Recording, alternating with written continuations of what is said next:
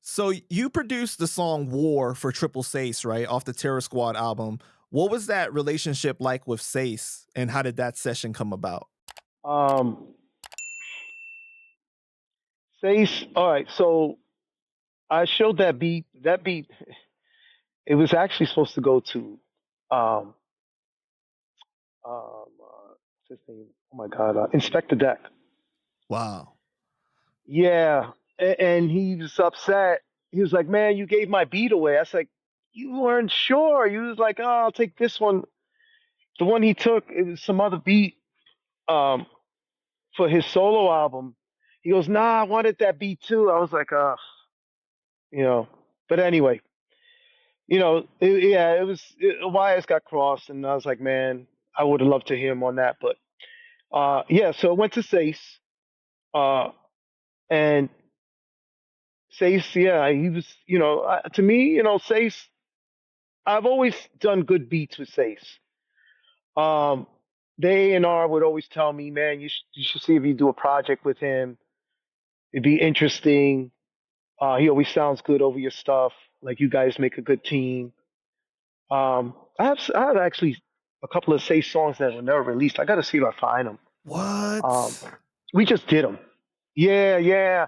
I did them for somebody. It was actually, and it had no samples. Um, Yeah, I think that was the last time I saw Sace. He was actually going to school for electrical engineering or something like that. And I called him. What year is this? This had to be like 2004, five. No, maybe more like 2005. Yeah, around that that time. I was doing it for a company um, that would just do music for production. Mm-hmm. Um, they were part of. I don't know if you ever heard of the Wolf Music, where a lot of people get samples would get their samples from. It was a music library. Right. Well, they had an administrator here in the states in downtown Manhattan. So they just they provide music for whatever, whether it's any MTV shows, BT, what's those networks, all those little cable networks. It's just music for production. Yeah, even the Yankees. I've heard my beats on Yankee games. Um, but yeah, so it was for them. Um, but they never released it. I don't know if we ever really got to finish it. I think it needed a hook. But I have stuff that never came out. Now that we're speaking, I got to see if I dig that stuff up. So were you close to him over the years? Yeah, I mean, we used to speak. I did actually a song with him and Cuban that never came out. What? And that was for that was actually a Ghetto Pros production. We recorded it in Juju's house. Um, it was the A and B side. Um, and that was around the time that the Willie Stubbs record with Cuban. It was around that time. So do you remember Yeah. the session though for I'm sorry, War? Um, you know what? Those vocals were already recorded. I went in to mix it, to hear it, and then I went into first I heard it, and then uh, I went in to mix it. Um, you know, I think Joe was like, "Hey, that I think." He goes, "I would have liked to hear somebody like G Rap on that," and blah blah blah. I said, "I thought he sounded fine. I thought he sounded fine." So I spoke to my brother Cuban Link the other week, right? And he said you guys have always had a good rapport. And he told me to tell you, he said, "What's up?" Man, I reached out to that guy and I asked him because I about 2 years ago, 3 years ago, and I was like, eh, I told him, I said, "Hey, you working? I'd like to do a beat for you." He never answered me back. So I took it as a no. I don't know why he didn't answer me. I said, yo, I'd like to do something with you. And I never heard back from him. What did he see it on? Was it left on scene? I don't know. You know what? Maybe I could go back and check it. I never. It's not like I ever erased the you know, the because I did it through Instagram, right? So I never. I must still have it. Right. I'll punch it up. Do you know? Do you know if it? Because like, man, Cuban in social media is just like he doesn't always pay attention to everything. But I'm supposed to film with him after this interview. I'm gonna get on his helmet, dude. I'm gonna be like, you're supposed to be taking beats, man, because we need to get the best project possible. Yeah, I was surprised. I was like, dag, like wow, like I don't know. I was like, all right, I guess that that's a no, you know, and he had Nah, but he had nothing but positive things to say about you. He said that's my guy and everything. So I don't think that it was anything personal or right. anything like that. Yeah, I mean, I took it as maybe he wants to let the past go. Not nothing personal, right? But that's how I took it. I was like, maybe he doesn't want to deal with anybody in the past. So I left it. I left it like that. But it still left me puzzled. I'm not gonna say it didn't bother me.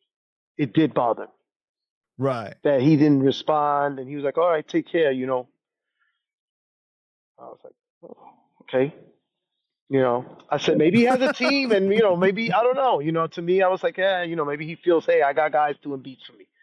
You know, but I think I think that what you said is partly true, is that like he's a little cautious a lot of times about where people stand because of what happened, and he always wonders if like people are on this person's side, or you know what I'm saying, yeah, like. listen, I tell, it's funny because I know that there's people that I know are fans of his, right? And they'll, they'll say hateful things about Joe, but they don't really know Joe. And I told him, I said, listen, you know, I've dealt with both of them. I'm not on either side. What happened happened, but it's sad that it did happen. I thought Terror Squad was going to be out of this world. Honestly, I was like, man, this is dope. Like this is, you know, Puerto Ricans, Cuban, from the Bronx. I'm like, man, this is amazing. We've never had anything like this. Sad to see that it fell apart the way it did, right? Um, but I tell people always be careful, what side you pick. I don't pick any sides. You know, um, I think he posts funny stuff, right? But I think to me, again, I don't know if he's, how much he's working, whatever, but I think he should work. He should focus more into that. Um, I know he probably feels, hey, I'm blackballed,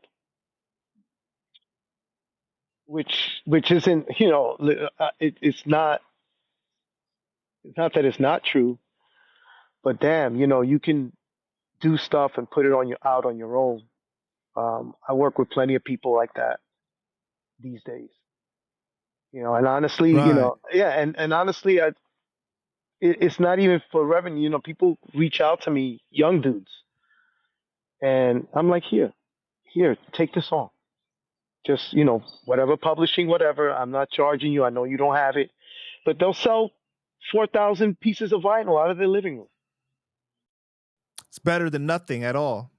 and tour. Yeah, and tour. Europe. Yeah, Better than nothing at all, man. most That's definitely. and they're not selling the vinyl for $10. Those vinyls are going for good money.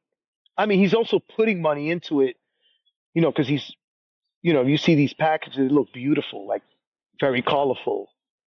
So he's paying for all that, but you know, hey, I saw, it's just people that's like, man, I saw what I saw.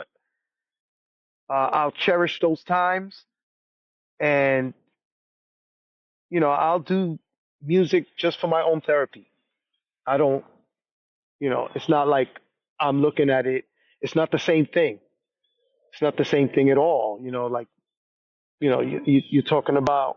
I'm coming from a time where you could eat those crumbs right off the table, and but it's still, you still can make, you know, $5,000, $10,000 that month. Whatever it was, eating crumbs off tables, Right. and that crumb could be, whatever. It could be, 5 grand. It could be 10 grand. You know, but and then you could get a big score. But now it's, that it's a crumb is going to be a crumb.